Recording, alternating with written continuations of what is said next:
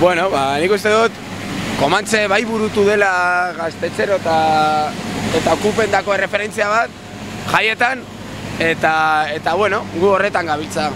Etortzen gara mugimendu okupazioko jende ezberdina eta bueno, biltzen gara hemen eta lana egiten dugu, ezta? Bilboko jaiengatik eta okupazioko mugimenduengatik.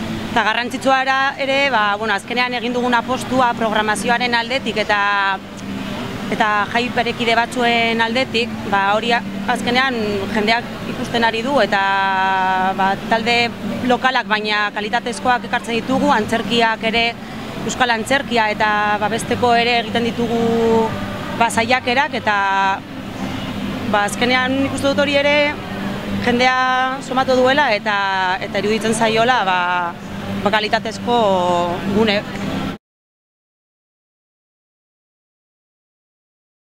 Gazte nagusian parte egiteaz gain egiten dugu ere urtean zehar Bilboko konpartzekin batera inauteriak, Santo Tomasak, ekieguna, baina gu horretaz gain egiten dugu urtero otsoen gaua, otsailean izaten da, eta bertan kontzertuak egiten ditugu.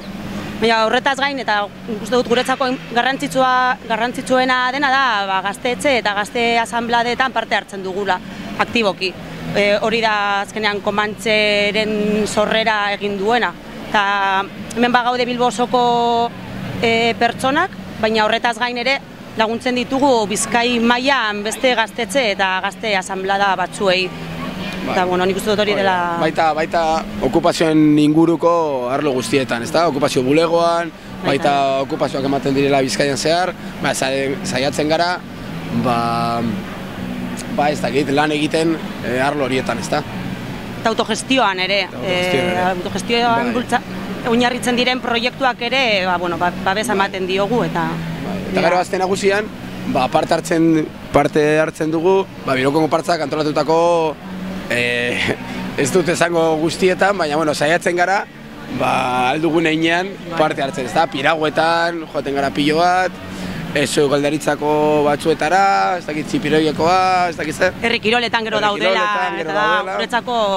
Politena, herri kirolak dira guretako politenak, eta hori. Eta lan egin eta ondo pasa.